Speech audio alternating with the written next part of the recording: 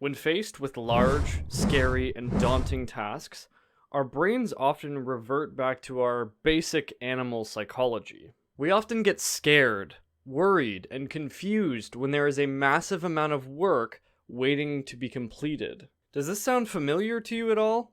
It's the fight or flight response. We've come a long way, but the fight or flight response is still there. Which is one of the biggest enemies that we have when we're trying to manage our time. The amygdala, which is a part of our brain, often causes us to run from our problems. But not physically run, like the way that our ancestors did a long time ago. Run in the form of scrolling through social media all day, playing video games until 2 a.m. in the morning, or watching television instead of being productive. On today's episode of Discourse with Dobson, I'm going to be introducing a few time management principles and tactics that you can use to retake control of your own time and be confident in managing your own schedule. I'll see you there. Let's start with a few principles that you should be aware of before you gradually begin to understand that your time is your own and you are in full control of your schedule. Principle number 1. The Pareto principle. It states that 80% of the effects come from 20% of the causes. In other words, 20% of the efforts to better yourself and your time management skills will yield 80% of the benefits that you're expecting. And what this means is that you need to consolidate. Essentially, this principle just boils down to do less stuff, but do more important stuff. If you have 5 short and long-term goals this year, I recommend that you bring that down to 1, based off of past experience and what has been the most successful for you up to this point. Pick the one goal that is central to all of the other ones, so that if you do end up achieving that goal, it will have a positive impact or effect on the other goals that you're still wanting to accomplish. How about we talk about procrastination and using it to your advantage? Parkinson's law states that work tends to expand to fill the time available for its completion. If you have 3 weeks to write an essay, the likelihood is that a lot of students are going to leave it to the day or two before it's due. And what this means is that they're going to fill their evenings with essay writing related tasks. This principle can be applied to most other tasks in your life. Say for example, you have to clean up the living room before company come over.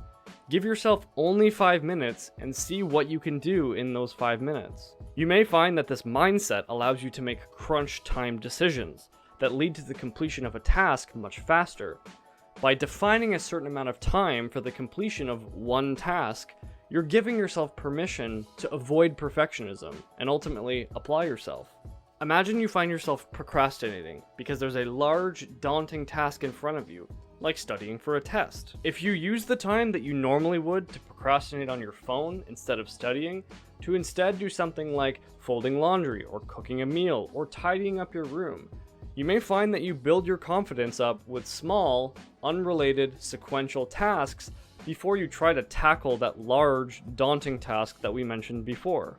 By doing something that feels like it's building to the completion of a series of inevitable tasks, like studying for the test, you might develop a false sense of courage that kind of pushes you into completing what you're supposed to be doing. Now that we've got all these principles out of the way, let's talk tactics. The 2-minute rule, a tactic popularized by David Allen, states that if a task takes 2 minutes to complete, do it now. If you were to combine the 2-minute rule with Parkinson's law, in that you only have 2 minutes to complete the task in front of you right now, the work is naturally going to fill the short amount of time that you've given yourself. The 2-minute rule also implies that if you start a new habit, it should take less than 2 minutes to do.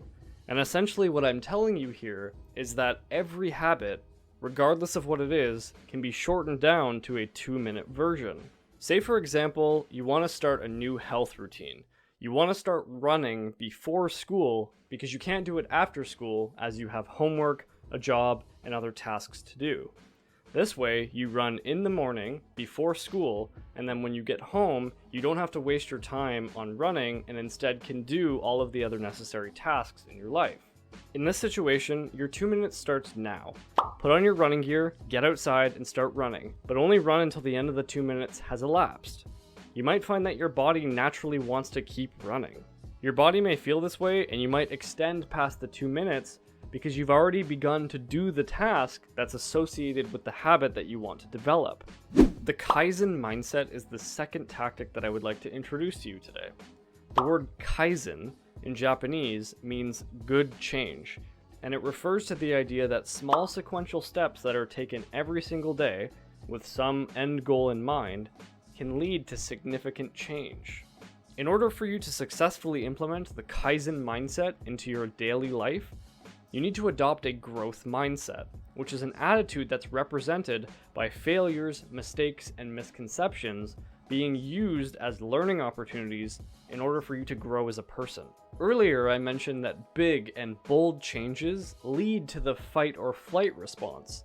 If we adopt the Kaizen mindset, small and successive changes to our life allow us to take action without feeling the overwhelming fear of failure looming over us. Okay, last tactic. It's called batching or grouping. Essentially what it means is when you're trying to save time throughout your day, try to find tasks that just make sense to do together. By building up your confidence with batched tasks, as well as having a to-do list mentality where you check off or cross off individual items that have been batched, you may be able to find ways to batch or group other big tasks or projects that are still waiting to be done. For example, as a teacher, I get a lot of emails. So what I do in the morning is I check my email, I answer any emails that need to be sent out, and then I check my email again in the afternoon and I answer any emails that need to be sent out, and then I check my email once more at night, doing the same process that I've done for the previously batched tasks. This process of batching my emails allows me to focus my attention specifically on the context of answering emails before I'm capable of moving on to a completely different set of tasks. Principles and tactics aside, as a student, how can you use these psychological behaviors and mindsets to your advantage when school already limits the amount of time that you have in the day by itself? My first recommendation for you is that you make personal rules when it comes to interacting with or watching screen-based media, like your phone, a television, or your laptop, especially when you're doing this for leisure or pleasure. To give you an example, make it a personalized rule that you're only allowed to look at social media after half an hour of actual concentrated work, or perhaps you can only watch television, like Netflix, when you're with someone else. You could even try utilizing the Kaizen mindset here. For example, instead of completely cutting off your Netflix addiction, instead of binge watching every single episode within a series, stop watching just by one episode. And then maybe in a week or two, stop watching by 2. The key here is consistency. By continuing to apply this mindset day after day, you may find that you're capable of breaking out of the habit that you've developed where you zone in on a screen and forget your other responsibilities. The second recommendation that I have for you is to establish a workspace, or an environmental bubble, that's minimal, it has few distractions, and it makes you very, very hard to reach or communicate with. When you set yourself up for distraction, it's inevitable that you might not find success in the way that you originally wanted it. There's a statistic, it's something like every day 2 hours of your time is spent distracted away from your current focus. Before you can work in this environmental bubble, you need to take time and identify all of the things around you that are glaring distractions. For some of you, that might include this.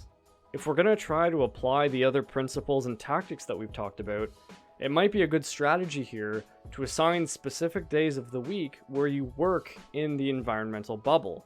And then on other days of the week, you're free to work wherever you want with the distractions as you please. If you really want to increase your productivity though, you have to have the end goal in mind to always be working productively in the environmental bubble, especially given times where your schedule calls for you to complete a lot of work in a short amount of time. Utilizing the 2-minute rule and the PARETO principle here would be very useful. If you're really looking to improve your time management skills as a student, my last recommendation for you is pick one thing, a skill or some kind of time management focus that you're going to do every single day for a certain amount of time ultimately with the purpose of changing you for the better. This is another self-imposed rule, but your focus is more important here than any form of intelligence. Robert Sharma, a YouTuber who I'll link in the comments below, presents the 90-90-1 rule, which states that for 90 minutes, for 90 days, you're going to practice one skill or element of your life that's going to make you better and change the game for yourself. Here, you can use clear, specific, and measurable goals that are aligned with the PARETO principle to set aside time for yourself every single day to practice something that's going to allow your day to flow smoother. This process of working through it every day, whether it's a skill or some kind of principle or tactic that I've talked about in this video, is metacognition, where you identify the things that you can't do yet or that you don't know yet, and then you take steps so that you can do those things or you can know those things. With all of these suggestions aside, please remember that you are a student who is growing as a person. You have a family and friends and a social life and passions that don't necessarily align with academics or your side hustle. You still need to take time to have fun and pursue passions that are meaningful to you. At the same time, you need to keep your mental health in check and all of your interconnected lives that do require attention, but hang in there. This has been another episode of Discourse with Dobson. I've been your teacher, Mr. Dobson. That's all I've got for you today. Please remember to like, comment, and subscribe, or hit the bell if you want notifications about when I release new videos or live stream. Mr. Dobson, out.